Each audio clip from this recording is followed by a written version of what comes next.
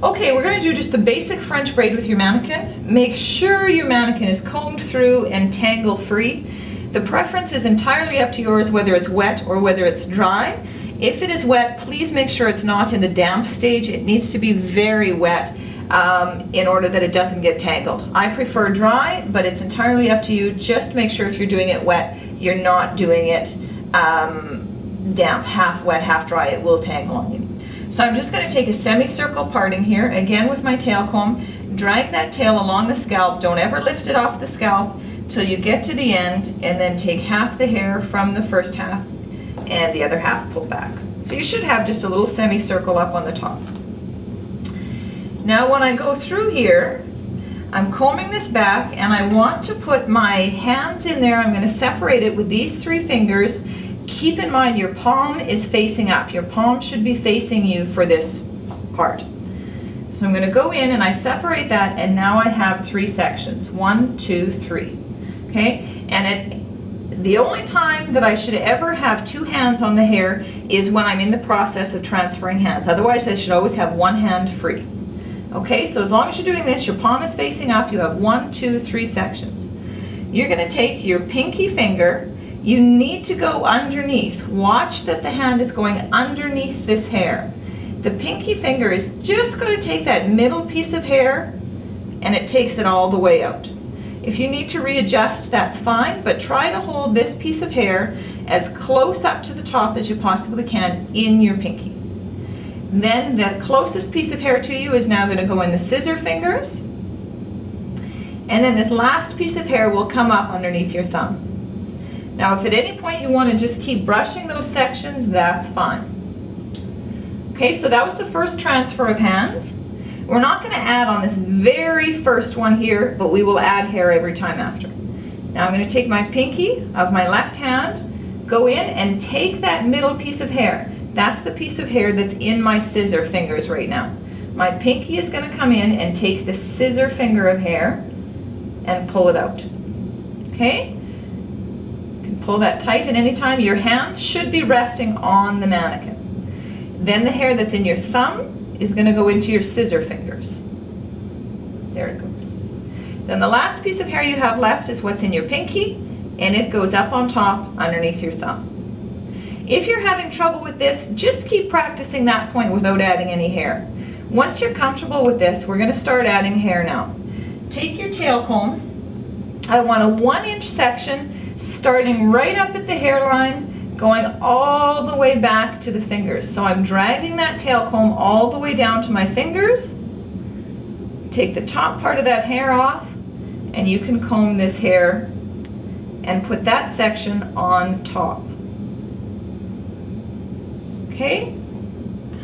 Now that's your first section of hair you've added. Now the exact same steps. Pinky takes what's in your scissor fingers in the middle. Your scissors take what's on underneath the thumb, and what was in the pinky now comes up and goes underneath the thumb. Now you're going to add every time you switch hands. Take your tail comb, drag it from the hairline all the way back to your fingers. Take the hair on the one side of the comb, comb that down nice and smooth. Make sure you comb these sections as you go. This doesn't have to be a fast, rapid process. Once you get better at it, you'll pick up speed, but make sure at this point you're combing it smooth. Same process again. Your pinky finger is going to take what was in your scissors. Your scissor finger is now going to take what was under your thumb, and what was in your pinky now comes up under your thumb. So let's just see if you can follow what I'm doing without me saying it. I'm just going to drag that hair. The added hair for the regular French braid always goes on top. If you drop that hair, it's no big deal. Come in and retake your section. Comb it nice and smooth before you move on. And the smaller the section in here, the better. About 1 inch is perfect. Pinky takes what's in the scissors. Scissors take what was on top. And what was in the pinky now comes under the thumb.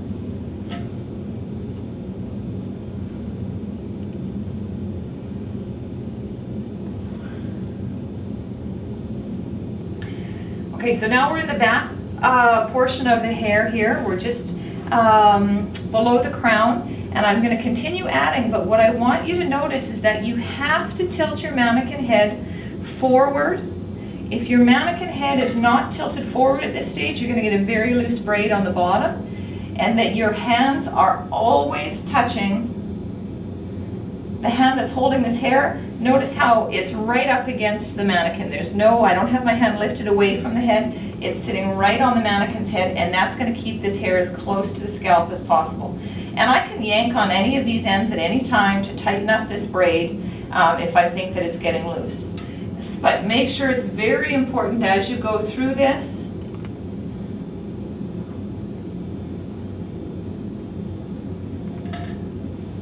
that you pull the hair tight, but also tilt the mannequin's head forward so that it's tight, and give a pull on those. This is a mannequin, right? So you're not going to hurt this mannequin. Perhaps when you get in on a client, you'll be a little more gentle, but don't worry about it with the mannequin. Pull this as tight as you possibly can, and watch that your sections are still not getting any bigger. You want 1-inch sections, mannequin's head's tilted forward, and this should be a nice, tight braid.